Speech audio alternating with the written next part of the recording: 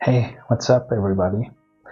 Today we're gonna review the Kotori Zephyr IEM. Okay, there is a lot to say about this IEM.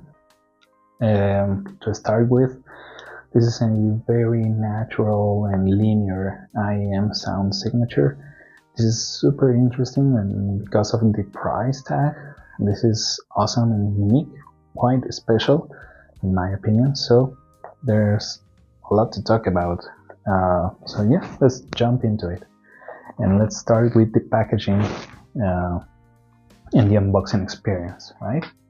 So first off, we have the sleeve. We can see a beautiful sleeve and logo design and so on. The design or the pattern on the top of the sleeve is a straightforward, reminder of how the IEMs looks like on the faceplate design, right?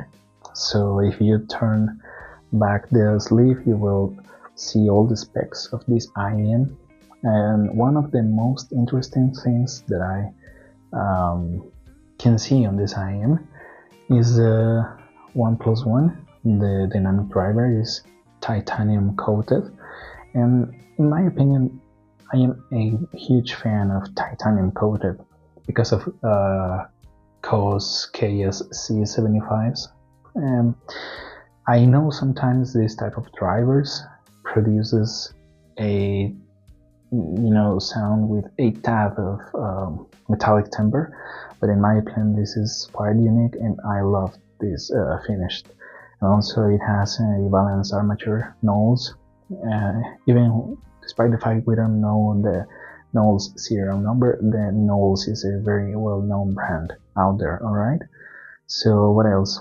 This is an OFC copper cable, very nice cable, and the impedance is 18.3 ohms and the sensitivity is 92.6 decibels.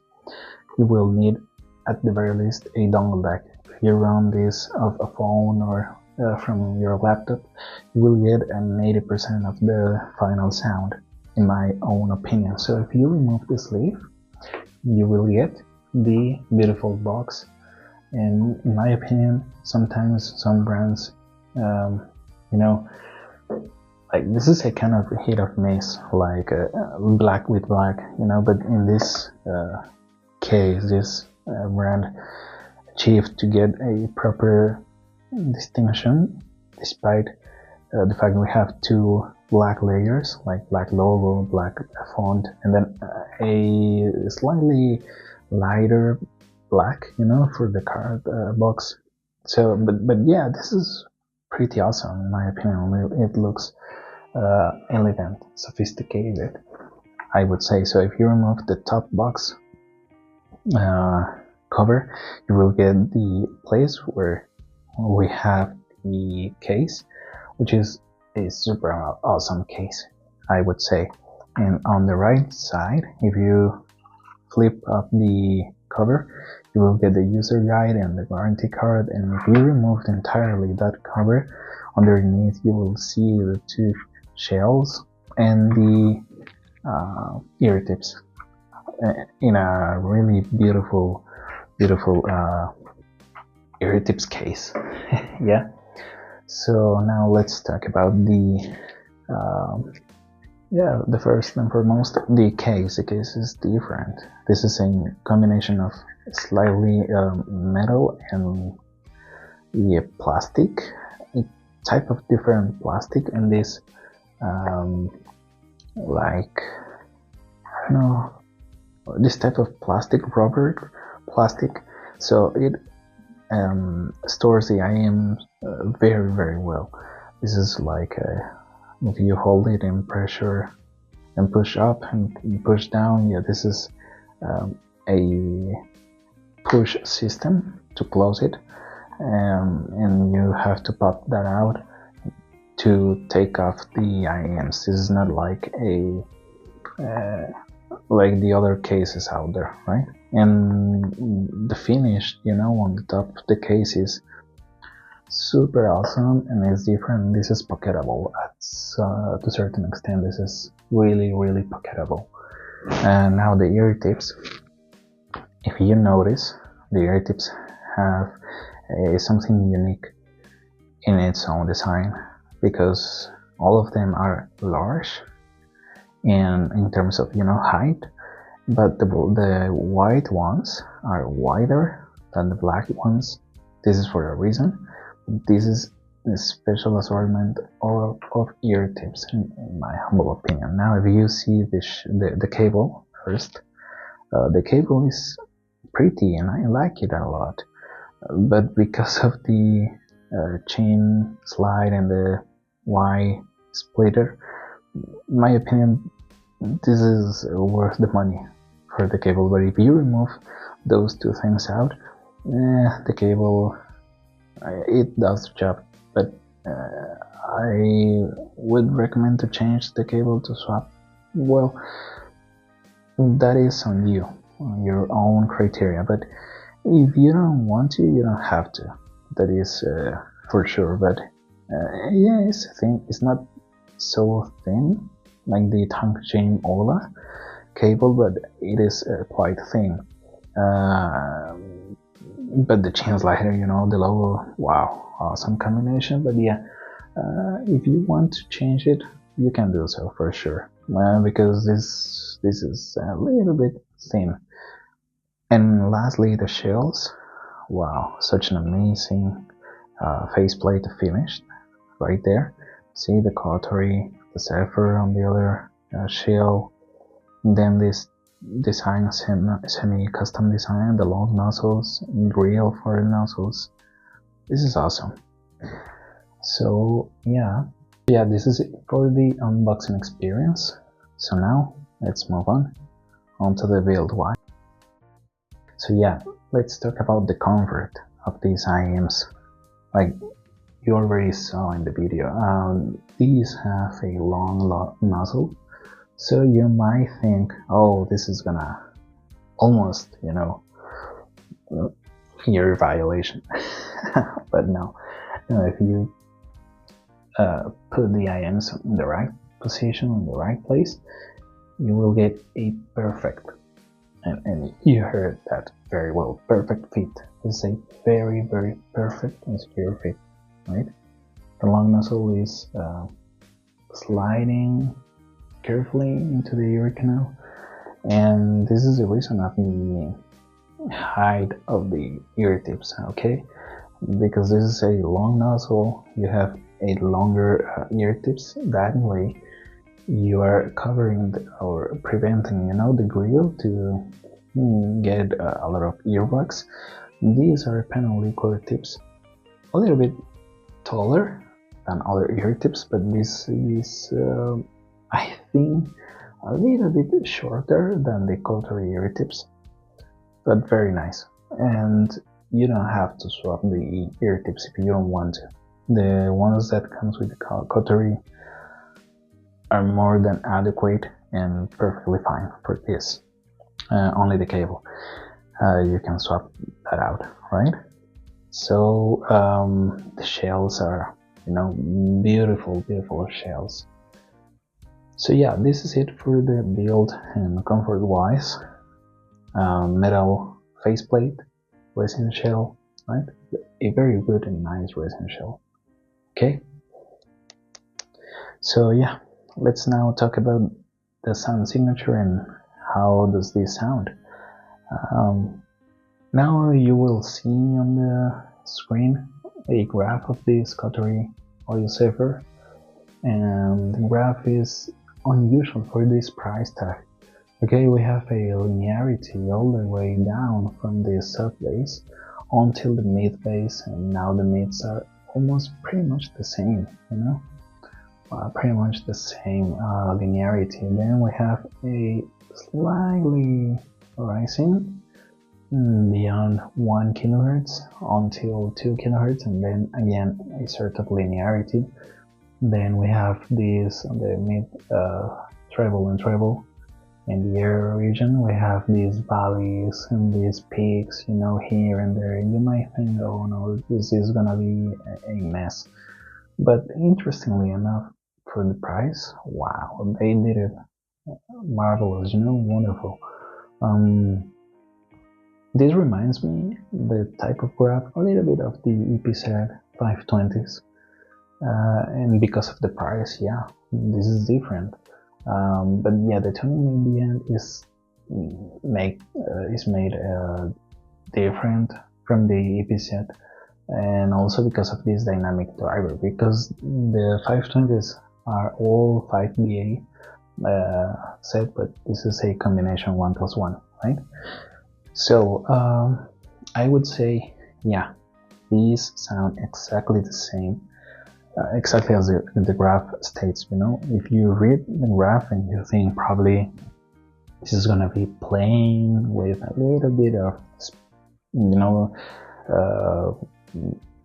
shiny on the treble section, a little bit, yes, you will be right. 100% these sound accurate as the graph states.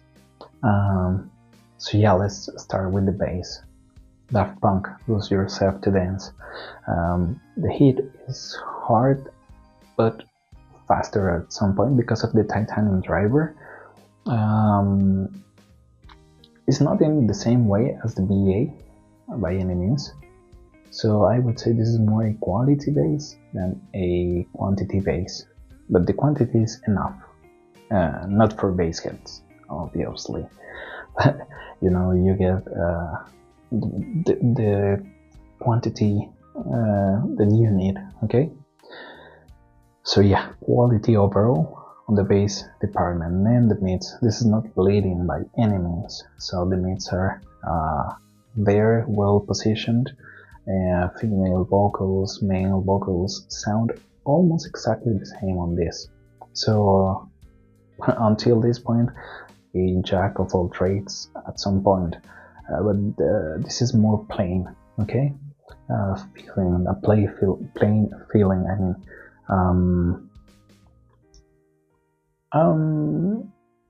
This is above average in terms of mid-range, for sure. And I would say, again, quality over quantity, right? So now let's move on to the mid section, mid treble. Oh, one more thing, I almost forget to say this. For the mids, Stereophony and Linkin Park, in the end, you will notice not a congestion, not a super excessive pinpointless accuracy, no, but you will get enough separation, right, on the mids. So now the mid, the lower treble and the treble, you know, the most and Sold Out, Starlight Destiny, you will get the feeling like, yes, for sure, here are sibilances, but these are controlling the sibilances so well that you are shocked, more because of the price, trust me. So this is again above average with no problems whatsoever. Almost outstanding, and more again because of the price. I'm sorry for saying and repeating this again and again, but this is super unusual on this realm, right? What else I must say? The instrumental separation and the soundstage, like Parcels, Exotica, and again Sold Out, Starlight Destiny, you will get the enough separation. And the soundstage is not an experience, it's my 100%, 180 degrees, excuse me, in both average in the highs, you know, the height of the soundstage, I mean, it is above average, but this is really good soundstage. And the layers, you know, I don't say like, okay, this is a super outstanding layering, no, but if I must say a number, probably 3 layers. This is just to try to convey the idea behind this feeling, you know, because it is not like compressed and plain, but this is not also like, you know, super wobbly and layering effect, no. above average, but interesting, because this is a almost flat sound. And again, if you want to have something truly unique and special in your collection, and because of this price, this is the way to go. So now let's talk about the comparison of this IM with another one that I have in my own collection, which is the QDC-8SS. Right, you will think, oh, this is unfair, a full BAZ 8 balance armatures one versus a 1+1 dynamic and 1 nulls armature. Yes, this is like a sort of apple and pears of it. Sometimes, the number of drivers doesn't necessarily mean, oh, this is gonna sound even better, or ages, of differences between one and the other. No. But in this case, this comparison makes a little bit more sense to me, because both are sharing the same approach, like conveys a natural and linear sound signature. So on one side we have the QDC, which is an extremely awesome IAM. This is for studio reference, and the naturality and the linearity of the sound signature is outstanding, whereas on the other hand, Kotori Zephyr, the sound is a little bit linear, but with more body because of this dynamic driver. Not colored by any means, but you will distinguish easily the difference in terms of quantity. But again, this is natural sounding IM. So it's like on the QDC you have the natural and accurate pinpoint imaging and separation. And if you compare this or try to figure out the same things from the Zephyr, you will notice, like on the Zephyr we have the separation and the pinpoint and accuracy, but like probably 5 steps, 5 steps less than the QDC, because the QDC is, this is a pretty much expensive IM. We know that, but it's like if the QDC is like 10, let's suppose, the Zephyr is like I don't know, overall probably a 6 or 7, and this is quite impressive, because we are talking about $150, you know what I mean. But if we talk about the technical aspect, yes, the Zephyr is like a 5, whereas the QDC is a 10. Yes, on that small aspect, yes, there is a noticeable difference, but not overall, And another IM which I can compare this with is the Moondrop Blessing 2, which I don't have in my possession, but I heard that for a small period of time. So from memory, I would say these 3 IMs share the same DNA. I'm not saying sound the same, no, but the feeling or the family tree, like I like to say, is there, sharing the same approach. So despite the fact I didn't hear the Truity hexas, I would bet money these are way better than the Truity hexas. I am pretty much confident of this statement. Why? Because even we have the same feeling, by graph at least, from the sub bass onto the mid section. The treble and the air region is configured in a different way, so the approach is way different on here than on the Truth Here hexes, at least by graph. So what I'm trying to say here is, before Kotori Zephyr comes to the scene, the no-brainer option was the truthier hexes for this type of feeling. Then, in my opinion, in the second place, the same got EA500. Even the 500 is not like the same approach, but kind of delivers this type of natural and plain sound signature at some point. Then the Moondrop Blessing 2, and finally the QDC8SS, which I have demo, or actually have, and by demo I mean the Moondrop Blessing 2. And these are the only IMs that I have, almost all of them here, except for the truthier. Not so much, see, like 3 to 4 IMs excluding the truthier hexes. But what else do we have? Nothing else, pretty much. But now the Zephyr comes to the play, and in my opinion, if I have to rank this, I would say the ranking is on the bottom.